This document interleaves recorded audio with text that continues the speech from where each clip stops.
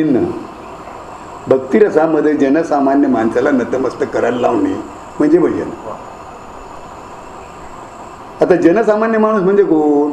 ज्याला भजनाची आवड नाही तो सुद्धा त्याचा झाला, तर त्याला आपण घेऊन जातो, त्याला चल रे भजनाला, चल रे भजनाला. तर भजन गाताना गाणाऱ्याने इतका खुश करून मोहित करून गायला पाहिजे त्याला ऐकणाऱ्याला, की त्याला सुद्धा त्याची चटक लागायला पाहिजे. म्हणजे ज्याला भजन कळत नाही त्याला सुद्धा कळलं का? आणि तो मग नतमस्तक होतो. म्हणजे भक्ती रसामध्ये जनसामान्य माणसा नतमस्तक होणे. याच्यानंतरचा दुसरा एक भाग आहे. अजून आपल्या लोकांना पुंडलिक वरद याची व्याख्या कळलेली नाही. भजन करणाऱ्या माणसाला ते चांगलंच कळायला पाहिजे. तो म्हणतो म्हणून मी म्हणतो, मी म्हणतो म्हणून तो म्हणतो, आजोबाप्रमाणे परंपरा चालू झाली. पण पुंडलिक वरदा जे म्हणतायत तो आशीर्वाद मागतच नाही. वरद दे आणि वरदा ह्याच्यामध्ये बराच फरक आहे ना.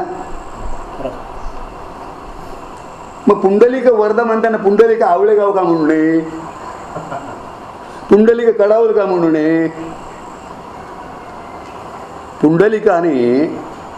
पुंडलिका जो संत तुकाराम महाराजांनी ज्ञानेश्वर महाराजांनी आशीर्वाद मागायला तो.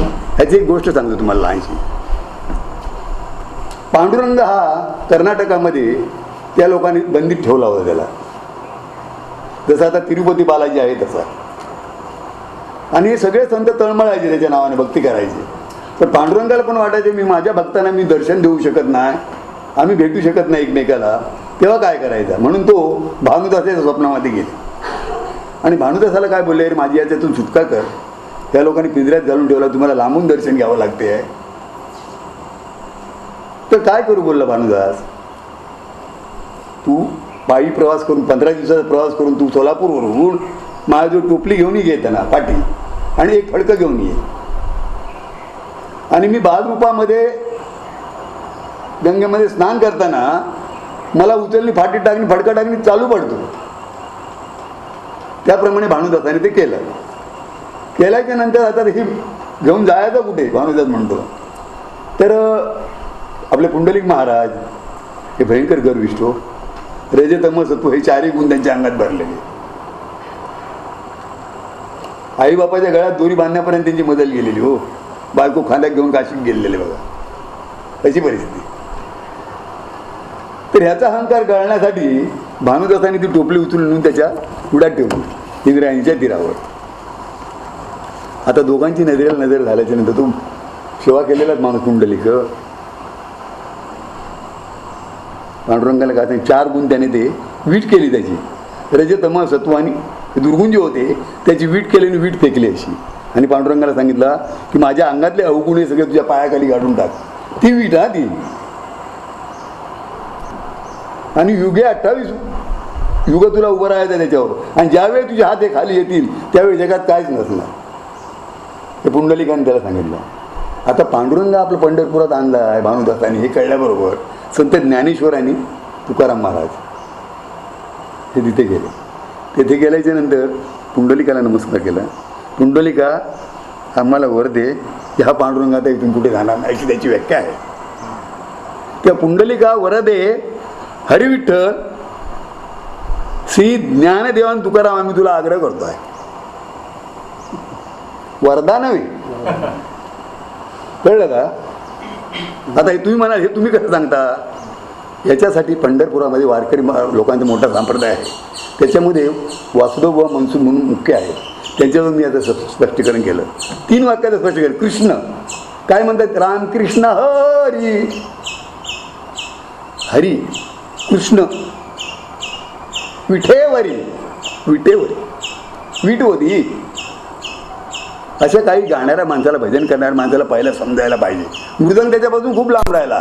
मृदंगात रामकृष्ण हरी आहे हो, तो सुद्धा गाणाऱ्याला कळायला पाहिजे.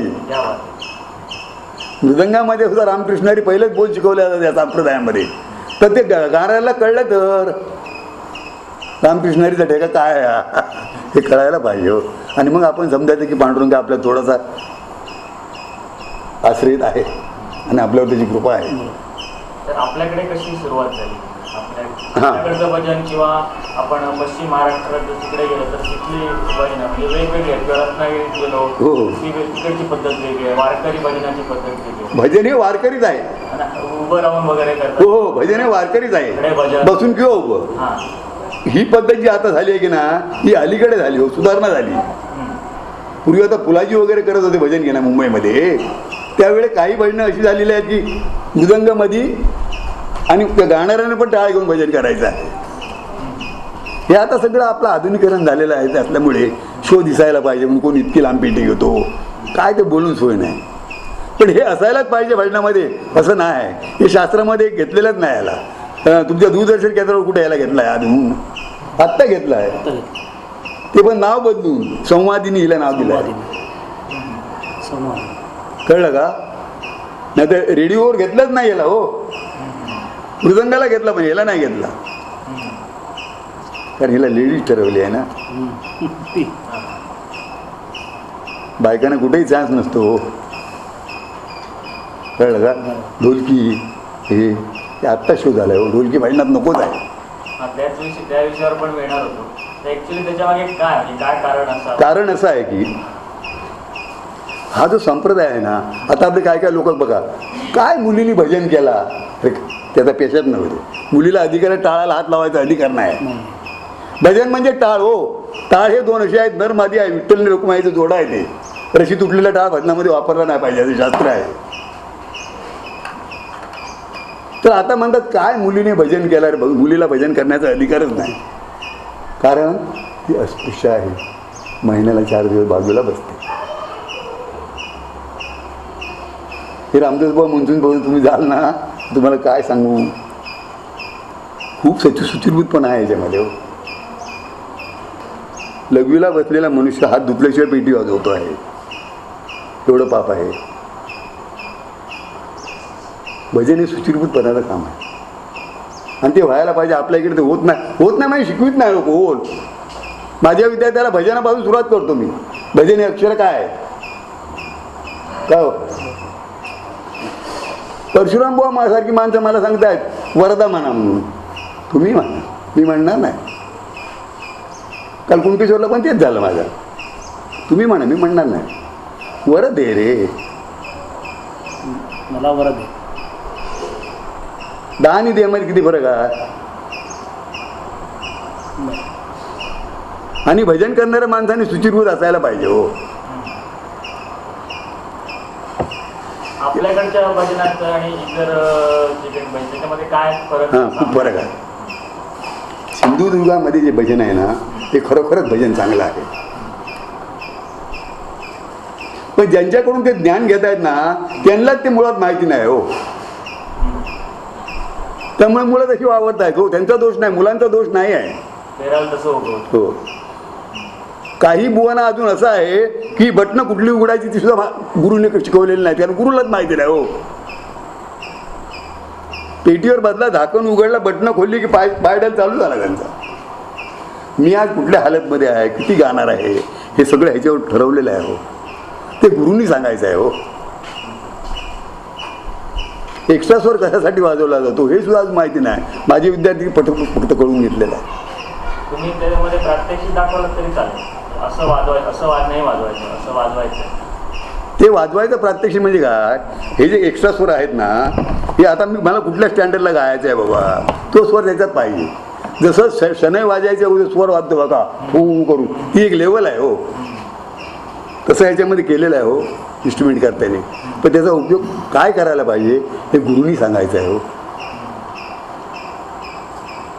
योग्य मार्गदर्शन आजच्या तरुण भजन आहे. दुसरी गोष्ट कशी आहे, सिंधुदुर्गामध्ये आणि रायगड जिल्ह्यामध्ये ह्या कलेला इतकं डिमांड आहे आणि इतकी लोक हुशार आहेत मेमरीमध्ये. आमच्या सिंधुदुर्ग जिल्हा, आता सिंधुदुर्ग आला रत्नागिरी जिल्हा, पण कळणे नाही आणि करणे नाही.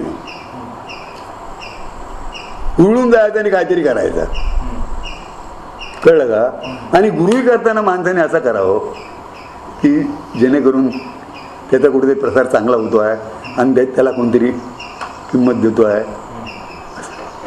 नाही तर 50 शिष्य कशाला फटके घालू शकतात. चंद्रकांत बुवांचे काय कमी शिष्य आणि रागी. आता चतुर्थीच्या काळातच भजनांना जास्त होते. भजन CD वगैरे भजन हे केली जातात. तर हे नवीन नवीन आता नवीन बुवा तयार होतात, ते नेमकं काय करावं. रामकृष्ण हरी एक वाक्य आहे ना, हे जरी त्यांनी चांगलं अगदी घोटून वगैरे म्हटलं ना तरी चांगलं होईल. त्याला तुमच्यासारखी सुज्ञ माणसं, आमच्यासारखी माणसं लुब्ध होती. लोक तांबडं फुटलं या घागर नळाला, हे लोकांचा उष्टा खाल्ला तरी तुम्ही. तुमचं काय कसं कला तर हरियाण बुवांची कॅसेट वाटली ऐकली तुम्ही, सगळी गाणी हरी लोकांचीच हो. तुझं काय, तू कधी काय करणार. चित्रपटातल्या गाण्यांचा हो ना, हो ते त्यांनी मेहनतीने केलंय, त्या लोकांनी त्यांनी लोकांसाठी केलंय, ते तुम्हाला वापरण्यासाठी नव्हे. ते का त्याची साथ तुम्ही घेता, त्याचं का चोरता तुम्ही. स्वतःच काहीतरी दिलं पाहिजे. बस बस स्वतः करा ना. शाळेत जाणाऱ्या मुलाने जशी कॉपी करायची नाही मार्क मिळण्यासाठी, कारण ती कॉपीच झाली हो. तो शेवट पुढे काय दिवे लावणार तो आम्हाला कळतो, पास झाला तरी. तर तोच प्रकार आहे कळलं का. आमच्याकडून त्यावेळी गुरुजींनी एक राग 2-2 महिने करून घेतलेले आहे. तो आता आम्ही त्यांचं स्मरण करतो ना, आम्ही फक्त बटन दाबतोय. आज विद्यार्थ्याला काय पट्टदीप द्यायचा आहे. मी 1957 मध्ये मला गुरुजी पट्टदीप शिकवत आहेत, भास होतो आम्हाला. इथपर्यंत कुठे थांबतायत ते. लगायला लागली कळ गेला की दुसरा पैशाली सामंत आली पुढे. त्यांचं असं मत असतं की लोकांना आवडतं ते आम्ही. लोकांना काय आवडते तसं नसते ते. तुम्हाला काय आवडते, तुमच्या आवडीवर बायको जेवण करणार आहे. तुम्ही तिने ठरवायचं आहे, माझ्या नवऱ्याला वरण भातच घालणार. तुम्हाला हे पण आवडेल नाही, माझ्या नवऱ्याला ते द्यायचं आहे. प्रपंचच आहे भजन म्हणजे. संसार रूपी सागर म्हटलंय संतांनी, संसार तापे तापलो रामराया. संसार आहे हो. लोकांना आवडते का, लोकांना चड्डीवर भजन केलं तरी आवडेल हो. ते चांगले म्हणतील काय गुलाम चड्डीवर भजन केलं. गुलामाशी आपलं काय कर्तव्य नाही. मी कसा आहे आपण ठरवायचं आहे हो. वामनराव पै सांगून गेले हो, तू तुझ्या जीवनाचं शिल्प करायचं ते आपण घडवायचं आहे आपल्याला. आपण कसं ते आपण सवय लावायची. माझ्या विद्यार्थ्यांना वारंवार मी सांगत असतो ह्या 2-3 गोष्टी. ह्या कलेला 3 गोष्टीचा अगदी घातक आहे.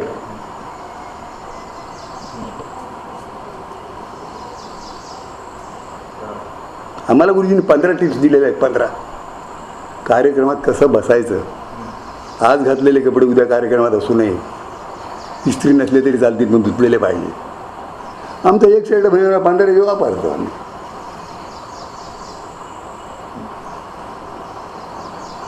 सरस्वती शुभ्र आहे बघा, शुभ्र वचन धारिणी.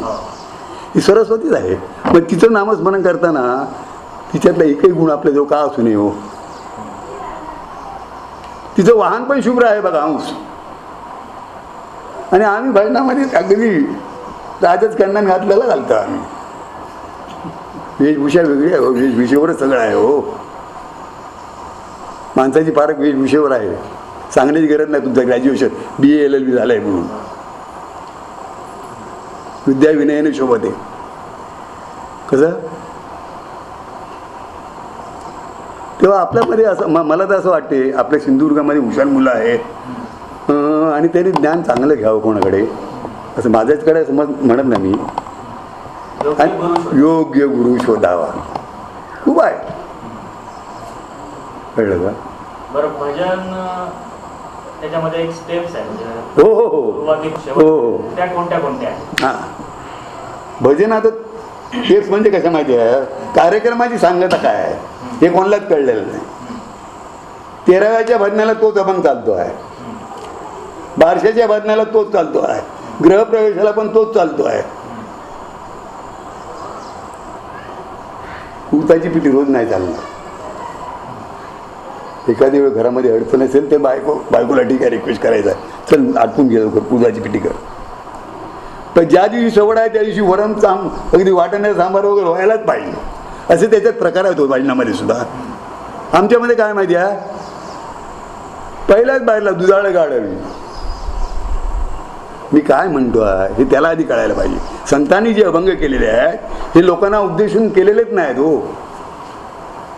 चोरापाशी बैसता तैसी बुद्धी होई प्राण्या तुकाराम महाराज म्हणतात. प्राण्याला म्हणतात ते, मला नाही म्हणत आहे. चोरापाशी बैसता तैसी बुद्धी होई प्राण्या देखतात चिंदी मन धावे रे धावे रे. म्हणजे एखाद्या कपड्याची चांगली चिंदी जर पडलेली असेल तर माणसाचं मन आकर्षित होते ना. व्यभिचारापाशी क्षणभर बैसता तैसी बुद्धी होई प्राण्या मग हा अभंग म्हणताना मी असा विचार करायला पाहिजे, हा माझ्या मनाला आहे, दुसऱ्या मनाची गरज नाही हो. तुम्हाला चोर ठरवण्याचा अधिकार मला काय आहे?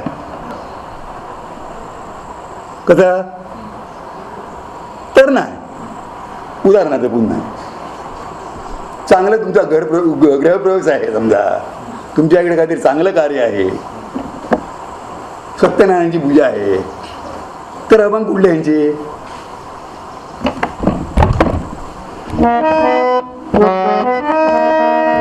आणलं बघवा. तर तिथे काय पाहिजे आहे?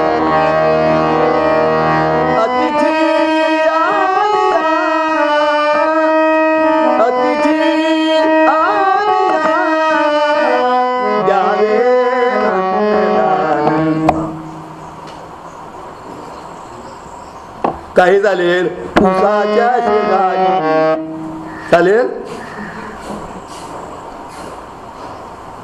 त्यामुळे तो भगवंत मग ना ज्याच्याने नामस्मरण ज्याचा करताना तो अंगीकारच करत नाही तुमचा हो. सूचकपणा नसतो, प्रासंगिकता पुन्हा पाहिजे.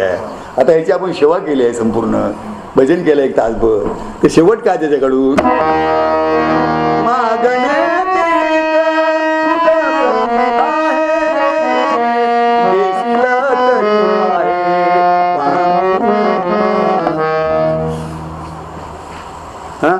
हे झूट बोलले कवाकाठी चालेल.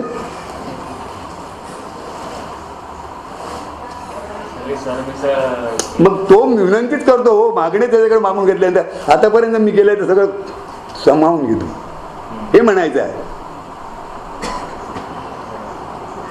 त्या अभंगातच म्हणता येते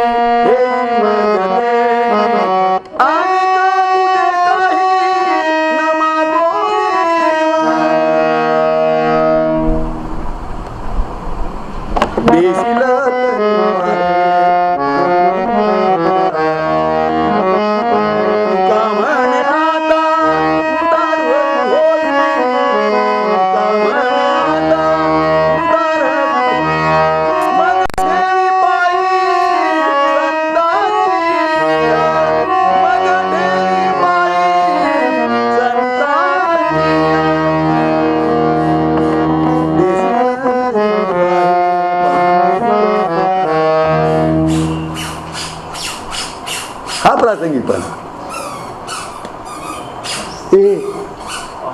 बाळा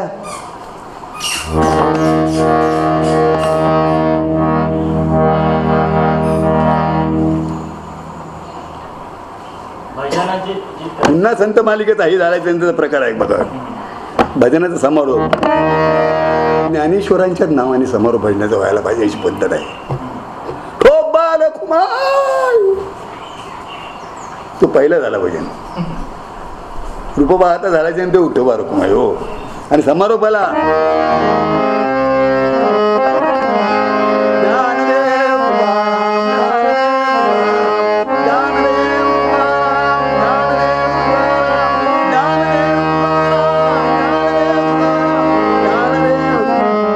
पुन्हा त्याच्यामध्ये एक भाग आहे भजनाचा क्रम आहे. आता विश्वास नके देवे येणे वाक्य ते पोसावे पोषून मग द्यावे बसायला निदान ते तुम्ही लावो विश्वास करून वाहू तो देव आणतील तो ते लाव. कोणत्या ओळखी झाला हा बंधनाचा शेवट आहे.